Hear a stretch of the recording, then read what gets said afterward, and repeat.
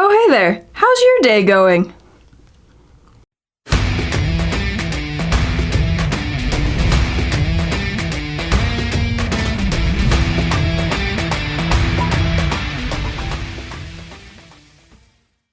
Welcome to From Center Ice. My name is Courtney, and today is the day we have been waiting for all summer. It's Bagel time. That is right, my friends. Brandon Hagel has officially signed his contract extension with the Chicago Blackhawks. It lasts for 3 years, worth $1.5 million per season, and what a freaking deal that is. It's a great deal for the Blackhawks and their cap. It's a great deal for Brandon Hagel himself. It is a great deal for the fans of the Chicago Blackhawks because Brandon Hagel is with this team for at least 3 more years, and I could not be happier. So when I woke up this morning, I wasn't really intending to wake up that early. I was more so just turning over to turn off the alarm going off on my phone at 9 a.m. But then I saw that Brandon had tweeted those eyeball emojis, and I am going to have nightmares about the eyeball emojis. But not this time, because this time it was for a fantastic reason. Hegel was quote tweeting a Chicago Blackhawks tweet where they tweeted out the bagel emoji. So picture me like 90% asleep, just flipping over to turn off the alarm, blaring on my phone, driving me nuts. I look down, I see a bagel, I see eyeballs.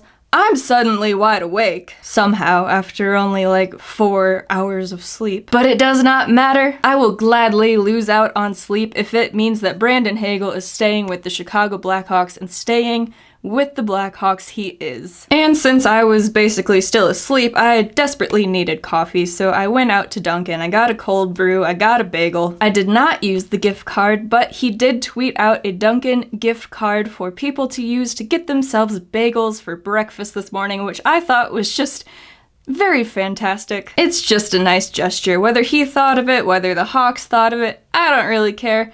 It was cool, I liked it, but I figured I'd be a little late to the party, so I didn't try to use it, but I hope that somebody out there watching this video did get to use Hegel's gift card to get themselves a bagel this morning. Since I've been on the Brandon Hagel hype train since his days with the Rockford IceHogs, I am here to remind everybody that I told you so. Jacqueline and I knew he was fun to watch with the IceHogs. We knew that he would have an impact in the NHL for the Hawks. Sure enough, he did. He had a great season. He was one of the bright spots on this team all year, and now he's earned himself a 3-year contract extension, and I am just so happy for him. So this is an appreciation video for a player who has gone severely underappreciated his whole career so far. But not to worry, there are many years left to fully appreciate the player that he is, so I hope you also jump on the Brandon Hagel hype train. It's a fun one. So Brandon Hagel is 22 years old. That's right. He's still a young kid, so hopefully we have many years left to watch him just destroying things out on the ice. Whether that be with his ridiculous speed or his puck skills, whatever it is, he's fun to watch, and I hope he sticks around longer than these 3 years, and he's got plenty more years left in his career to do so. He grew up in Alberta, Canada. He is 5'11", he plays on the wing, and he shoots left. Now that we have those stats out of the way, let's move on to his playing career. In 2015, he signed as a free agent in the WHL with the Red Deer Rebels. After that season, he was ranked 104th by NHL Central Scouting, but he ended up falling a bit and went in the 6th round, 159th overall in the 2016 NHL entry draft to the Buffalo Sabres. Looking at where he was ranked versus where he went made me very curious, so I looked at the rest of that draft and players who were on the NHL Central Scouting list, and to see players who are in the Blackhawks organization now,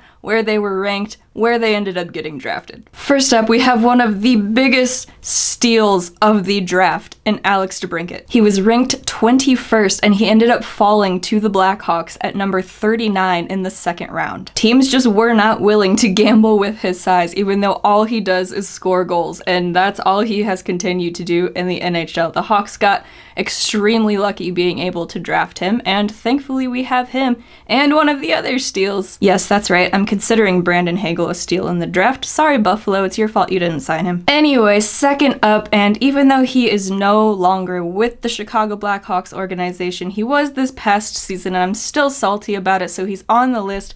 P.S. Suter, he was ranked 40, and he went undrafted. Not too sure what happened there. That's some research I'll have to do later. I'm assuming some teams questioned whether or not he'd actually come over to North America or not, but either way. Next up, we have Cam Morrison, who would have played for the Rockford IceHogs this year, but he did suffer an injury, so we didn't get to see him play. But he was ranked 46th and ended up going 40th overall to the Colorado Avalanche. Next up is a Blackhawks draft pick in Chad Chris. He was ranked 53rd, and the Hawks took him with the 45th overall pick, so they didn't reach too far on him. Up next, not a Blackhawks draft pick, but a current Blackhawks defenseman in Riley Stillman. He was ranked 66th, but he ended up falling a good amount and went 114th overall to the Florida Panthers. And of course, up next is Mr. Brandon Hagel himself, ranked 104th overall, went 159th to the Buffalo Sabres. It's still just very funny because he's a player that the Sabres could really use, but I'm glad that they didn't end up signing him because now he's a Chicago Blackhawk and I get to be happy about it. Up next, we have a Blackhawks draft pick who spent this last season with the Indy Fuel in the ECHL, and Jake Rychek. He was ranked 114th, ended up dropping a significant amount, and went 203rd overall to the Blackhawks. And last on this list is a player we are not allowed to forget about because even though we traded him away, he is still going to be playing for either the IceHogs or the Indy Fuel,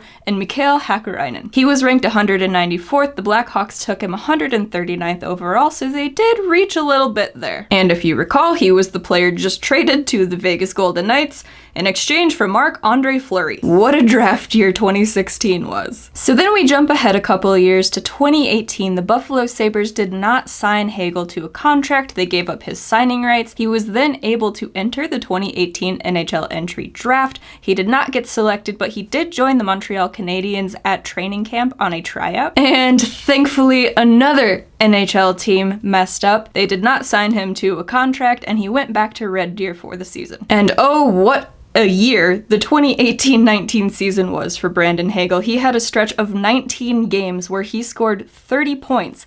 That led to the Chicago Blackhawks signing him to his entry-level contract with the team. But, of course, he did not join the Blackhawks then, and he did not join the Rockford IceHogs right away. He stayed with Red Deer, finished out the WHL season, and wow, like I said, what a year for this kid. He ended the 2018-19 season with 102 points in 66 games for the Red Deer Rebels. He scored 41 goals and added 61 assists. And I found a neat little article online from the Red Deer Advocate written by Byron Hackett. It was published in March of 2019. I will put a link to that article down in the description so you can check it out yourself, but it lists the other accomplishments that Brandon Hagel achieved that season. He set a new franchise record with Red Deer for career assist with 176. He ended the season second all-time in points for the team, 4th overall in goals, and he became the first Red Deer Rebel to hit 100 points since Ryan Nugent-Hopkins in the 2010-11 season. Oh, and on top of that, he was a WHL Eastern Conference second-team All-Star. And that was just his last season with Red Deer. Let's go over the other ones that he had. As I said before, he started playing with the Rebels in the 2015-16 season. He played 72 games for the team. He scored 13 goals and added 34 assists for 47 points. Not too shabby. In the 2016-17 season, his second year with the team, he played 65 games, putting up 71 points. He scored 31 goals and added 40 assists. Again, not too shabby. 2017-18, he played 56 games. He scored 18 goals and 41 assists for 59 points. And again, just to revisit his last season with the Red Deer Rebels, he played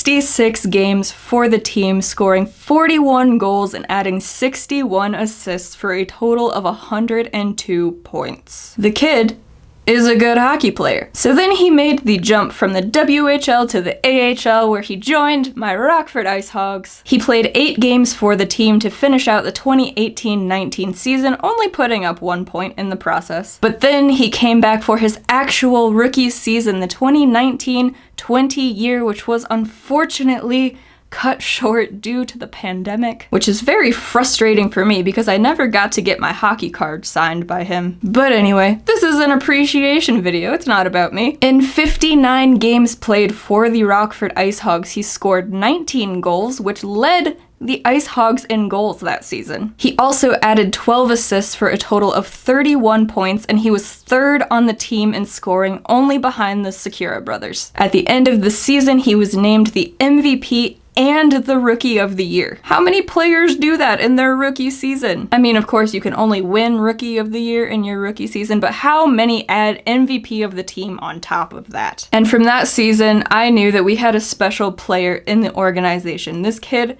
has wheels on him. He just speeds around defenders. They can't catch him. He's got a great shot. It took him a while to score in the NHL, but he wasn't just not getting chances. It's just that the chances he was getting weren't going in, which is highly frustrating, but eventually he did get that first goal, but we will get to that. So we go from the AHL to the NHL, and in the 2019-20 season, before it was cut short due to the pandemic, he did play 1 game but put up 0 points. Womp womp. I mean, gosh, what a bum, right? First game in the NHL and you can't even score a point. There are some people who actually think that way. Thankfully, the team does not think that way. Before the 2020-21 season started, he was put on loan to the Swiss League to go play over there because, of course, the NHL season started late in January. He played 14 games, scoring 8 goals and adding 7 assists for a total of 15 points. And then we come to his first full NHL season. Well, sort of. It was technically a full NHL season, but it wasn't a full 82-game season because, of course, shortened season. He did not make the opening night lineup, but it didn't take him very many games to get into the lineup, and once he did, Jeremy Colleton was not taking him out. He held on to that spot and he ran with it. In the 2020-2021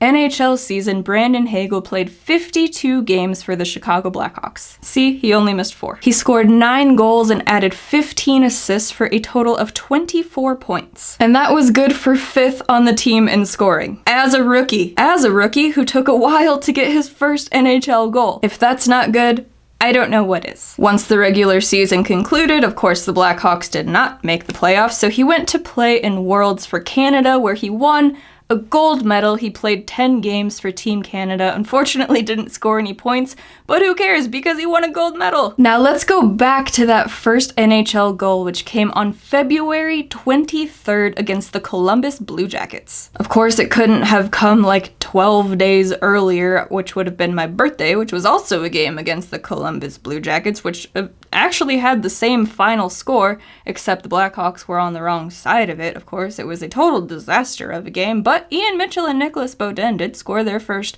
NHL goals in that game. But this is a video about Bagel. So the game was tied 2-2 with just under 12 minutes remaining in the second period. Hegel was on the ice with Patrick Kane, Carl Soderberg, Connor Murphy, and Duncan Keith. He took the puck off of the left wing boards after it came off of Korpisalo's pads, a huge rebound all the way over to the boards. Duncan Keith kind of whacked it with his stick to keep it in the zone so the Blue Jackets couldn't break it out. Hegel picked it up off of the boards, started skating down toward the net where he saw Carl Soderberg standing on the side of the net. He passed it down to Soderberg, who had a really quick touch pass over to Patrick Kane on the other side of the net, who got a quick shot off, but Joonas Korpisalo was sliding on his belly over toward his left to try to stop the puck, and I don't know if Korpi made the save or if it went off of the defender's stick, but either way, the puck went high, it went over the net and dropped behind the net. Thankfully, Patrick Kane followed his shot. He picked up the puck behind the net, got a really quick backhanded pass off to the front of the net where Brandon Hagel was standing. He had a wide open net as Korpisalo was still on his stomach, and he whacked it home, getting his first NHL goal, giving the Blackhawks a 3-2 lead over the Columbus Blue Jackets. Of course, the game did not end 3-2 because this is the Chicago Blackhawks and they like getting scored on, but it did end 6-2 6-5, with the Blackhawks being the victorious team over the Columbus Blue Jackets. So first goal watch was finally over here at From Center Ice. I was just waiting and waiting and waiting every single game. I know for at least a few of the 3 questions videos, one of the questions was, will Brandon Hagel score his first goal? And then he did. Of course, he didn't really have to beat a goaltender on that shot since, like I said, Korpisalo was on his belly. But let's talk about 2 goals where he did have to beat a goaltender, and they were very important goals. And you guessed it, these 2 goals would be the 2 consecutive overtime winning goals. The first one came on April 12th against the Columbus Blue Jackets. I am sensing a theme here. With 3.5 minutes to go in overtime, Brandon Hagel was on the ice with Wyatt Kalynuk and Kirby Dach. Kirby Dach brought the puck into the attacking zone. As he was skating with the puck down the right wing side, he looked over, saw one of his teammates trailing him into the zone on the other side of the ice. He sent a nifty pass over to the left wing side to hit the trailer, Brandon Hagel. And as Wyatt Kalynuk was driving to the net to cause a distraction or get a deflection or anything of the sort, Hagel ripped a shot from the left face-off dot right over Korpisalo. It was a hell of a shot. The Blackhawks won the game. Happy feelings all around, and what a line to have on the ice for that one. All sorts of young kids. You got Hagel out there, you got Kirby Dach out there, you got Wyatt Kalynuk out there. I like it. The youth movement is strong in Chicago, and that is definitely what this team needs. So that brings us to one of the best Blackhawks games of the season, and maybe Brandon Hagel's best goal, most important goal, whatever you would like to call it. But that was the April 21st game against the Nashville Predators, a team that up to that point the Blackhawks had not beaten, and it looked like they weren't going to be able to do it again. I mean, the game started well. The Hawks got on the board first. Brandon Hagel was out there with Vinny Hinostroza and Pius Suter. Vinny was pressuring the Predators player trying to break the puck out of the zone. He caused enough trouble that Hagel was able to keep the puck in at the blue line. He went on a 2-on-1 with Pius Suter, got a beautiful pass over to Suter, who knocked the puck home past UC Saros. And it's 1-0 Chicago, yay! Until it was no longer yay, because the Predators scored 4 unanswered goals and led the Blackhawks 4-1 in the 3rd period. They led them 4-1 with 10 minutes to go in the 3rd period even. But with 9 minutes and 56 seconds to go in that final frame, Brandon Hagel was driving to the net. Patrick Kane had the puck. He saw Wyatt Kalynuk on the other side of the net, got the pass over to him. Kalynuk bashed it home, and the game was 4-2. Just over a minute later, with 8 minutes and 47 seconds to go in the 3rd period, Kirby Dach found Vinny Hinostroza, and it was 4-3. And roughly a minute and a half later, with 7 minutes and 5 seconds to go in the 3rd period, Pius Suter had the puck behind the net. He saw Dominik Kubalik out in front of the net. He got a nice little pass off to him. Dominik Kubalik knocked it home with a one-timer from his knee, and the game was tied. How did the Hawks tie that game?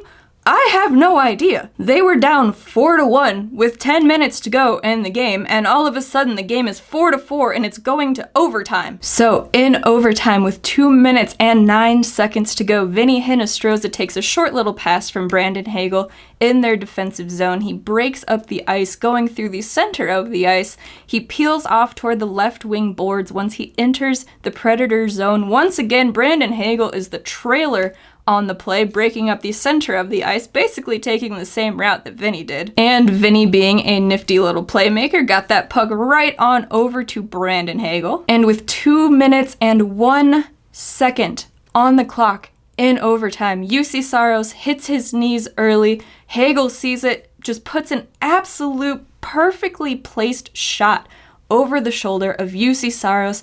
The Blackhawks complete the comeback, winning 5-4 in overtime over the Nashville Predators. Finally! And what a goal it was. And again, what a season it was for Brandon Hagel. His rookie year in the NHL, and he's already a fan favorite. With Andrew Shaw retiring last season, he basically just slots right in and fills that role. Now, I'm not really trying to compare their play styles because they're not really similar, but you just get kind of the same vibe from Hegel. He's really hard-working. There's never a shift that he takes off out on the ice, and he is fast. He could probably beat nearly every player in the league in a foot race. The kid never ceases to amaze me with his foot speed, especially when he gets to the outside and he's just whipping around defenders, taking that puck into the zone. So that's been his career from the WHL to the NHL thus far, only up to his rookie season,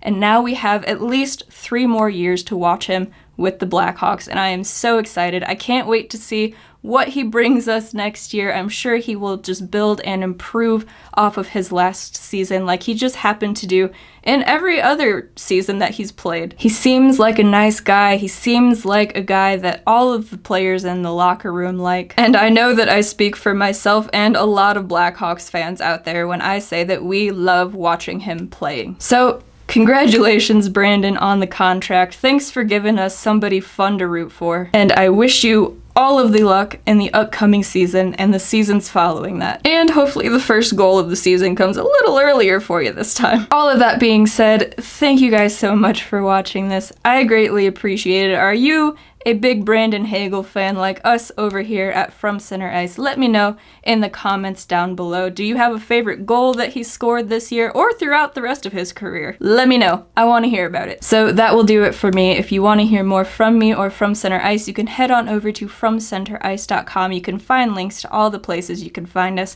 We recorded a new podcast episode last night that will be up later today. And if you're just more of a social media person, all of the links for those platforms are there for you down in the description. Once again, thank you guys so much for watching, and I will catch y'all next time. Bye, guys.